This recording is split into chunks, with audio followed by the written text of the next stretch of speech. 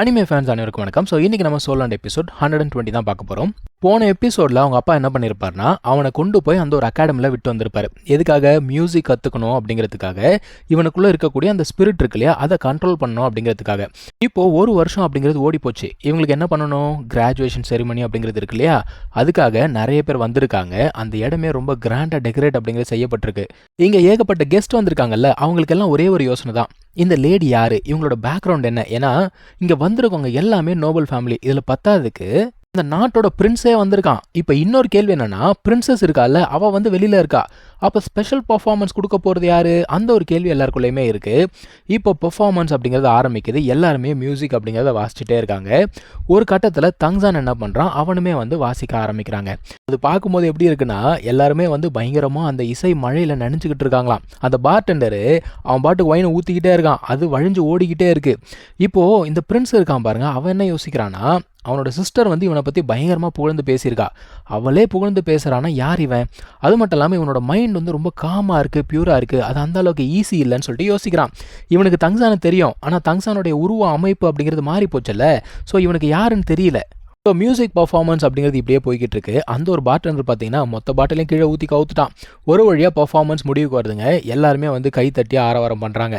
தங்சானோட aunty என்ன சொல்கிறாங்கன்னா, நீ வந்து இன்றைக்கி நல்லா பர்ஃபார்ம் பண்ண அப்படின்னு சொல்கிறாங்க. அதாவது ரொம்ப காமாக பர்ஃபார்ம் பண்ணானா. அவன் என்ன சொல்கிறான்னா, எங்கள் அப்பாவோட இன்டென்ஷன் என்ன அப்படிங்கிறது எனக்கு ஏற்கனவே புரிஞ்சிடுச்சு. அவர் வந்து என்னோடய மைண்டை ட்ரெயின் பண்ணணும் அப்படிங்கிறதுக்காக தான் ஸ்லாட்டர் சிட்டி கூப்பிட்டு போனார், இங்கேயும் கூப்பிட்டு வந்திருக்காரு அப்படிங்கிறான். அவங்க என்ன சொல்கிறாங்க, உன்னோட சோல் பவர் வந்து 57 அப்படிங்கிறது ரீச் ஆகிடுச்சு. ஆனால் இப்போ வரைக்கும் நீ வந்து காமாவே இல்லை. இன்றைக்கி தான் நீ வந்து காமாக இருந்திருக்க. ஸோ மைண்டை வந்து கண்ட்ரோல் பண்ணி வச்சுக்கோ, அதுதான் வந்து எல்லாத்துக்குமே வழிவகுக்கும் அப்படின்னு சொல்கிறாங்க. ஓகேன்னு சொல்லிட்டு இப்போ இவங்க 2 பேர் பேசிக்கிட்டு இருக்கும்போது இவங்கள மீட் பண்ணுறதுக்காக அந்த பிரின்ஸும் அந்த பொண்ணும் வராங்க. தங்சானுக்கு தான் பிரின்ஸை ஏற்கனவே தெரியும்ல, பேசலான்னு பார்க்குறான். ஆனால் இல்லை இப்போ வேண்டான்னு சொல்லிட்டு நிறுத்திடுறான். காரணம் என்னென்னா, இப்போ இவனுடைய உருவம் மாறி இருக்குது. அது மட்டும் இல்லாமல் என்னதான் இவன் நிங்கோட ஸ்டூடெண்ட்டாக இருந்தால் கூட ஒரு வாட்டி அப்பா கிட்ட கேட்டுக்கலாம் அப்படின்னு சொல்லிட்டு யோசிக்கிறான். ஏன்னா பின்னாடி என்ன வேலை நடக்குதுன்னு நமக்கு தெரியாதுல்ல. இப்போது அவங்க கிட்ட வந்த உடனே அந்த ஆண்டி இருக்காங்கல்ல, அவங்க வந்து தங்சானுக்கு இன்ட்ரடியூஸ் பண்ணி வைக்கிறாங்க அந்த பிரின்ஸை. தங்சானுக்கு ஏற்கனவே தெரியும், இருந்தாலும் தெரியாத மாதிரி போய் மரியாதையாக பேசுகிறான். அவன் என்ன சொல்கிறான்னா, இந்த மாதிரி என் சிஸ்டர் சொன்னால் நல்ல திறமையான ஒரு பையன் இங்கே படிக்கிறான் அப்படின்னு சொல்லிட்டு, உன்னை பார்க்கும்போது தான் தெரியுது, ஆமாம் உனக்கு நல்ல திறமை இருக்குது, உனக்கு டைம் இருந்ததுன்னா சொல்லு, நம்ம 2 பேரும் மியூசிக் பற்றி டிஸ்கஸ் பண்ணலாம் அப்படின்றான்.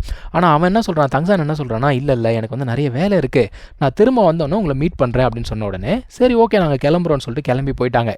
இப்போ தங்சான் வந்து தனியாக நின்றுட்டு இருக்கான். அந்த சமயத்தில் இந்த ஆண்டி வந்து பேசுகிறாங்க.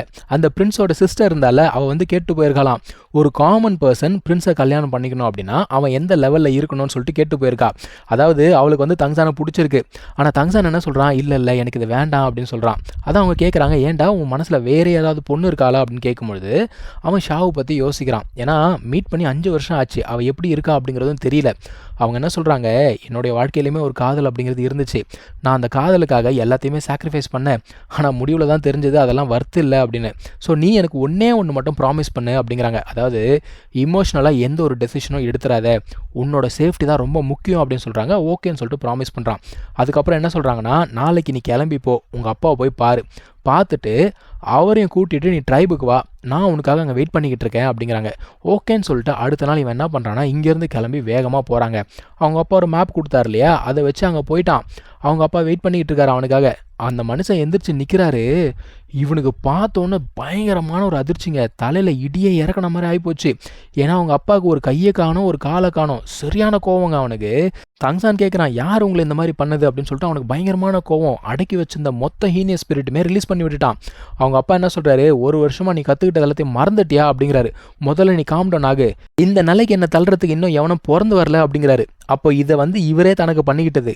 மனுஷன் என்ன சொல்கிறாரு, ஒரு வருஷத்துக்கு முன்னாடி இவனை விட்டு வந்தார்ல, வந்த உடனே தன்னுடைய கை கால்களை இவரே வந்து வெட்டிக்கிட்டாராம். அதுக்கப்புறமா தங்சான் கிட்ட சொல்கிறாரு, நீ வந்து உண்மையை தெரிஞ்சுக்கணும் அப்படின்னு சொல்லிட்டு என்கிட்ட கேட்டுட்டு இருக்க இல்லையா, என் கூட வா அப்படின்னு சொல்லிட்டு மனுஷன் வேகமாக போகிறாருப்பா. இந்த மனுஷனுக்கு கை காலே வேணாம் போல தெரியுது.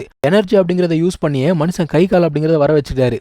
இப்போ அவர் அப்படியே நடந்து போயிட்டு ஒரு இடத்துல உட்காராரு. உட்காந்துட்டு தங்சானை கூப்பிட்றாரு, இங்கே வா, இங்கே வந்து முட்டி போடு அப்படிங்கிறாரு.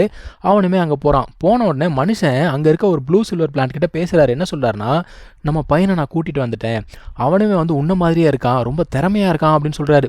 இப்போ தான் தங்சானுக்கு புரியுது, என்னோட இந்த ராயல் பிளட் எங்கள் அம்மா கிட்டேருந்து வந்திருக்கு.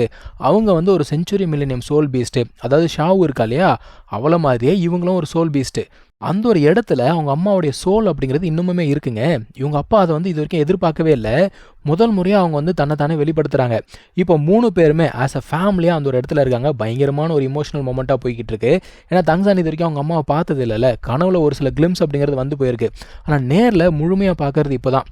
இப்போ அவங்க அப்பா வந்து என்ன பண்றாருன்னா, கதை அப்படிங்கிறத சொல்ல ஆரம்பிக்கிறார். என்ன நடந்துச்சு? இவர் சின்ன வயசா இருக்கும்போது, இவர் கத்துக்கிட்ட கலைகள்ல முக்காவாசி இவங்க அண்ணன் சொல்லிக் குடுத்தது தான். இவங்க 2 பேரையுமே வந்து என்ன சொல்லுவாங்க அப்படின்னா, டபுள் ஸ்டார் ஆஃப் த ஹவுத்தியன் ட்ரைப் அப்படின்னு சொல்லுவாங்களாம். 2 பேருமே டபுள் ஸ்டார் அப்படின்னே பேரு அவங்களுக்கு. இவங்கள அவங்க அப்பா என்ன பண்ணியிருக்காரு, 1 வருஷம் ட்ரெய்னிங்காக வெளில அனுப்பிச்சிருக்காரு. ஸோ ஊர் ஊரா சுத்தும்பொழுது அங்க இருக்கவங்க எல்லாருக்குமே உதவி அப்படிங்கிறத செஞ்சுட்டே போயிருக்காங்க.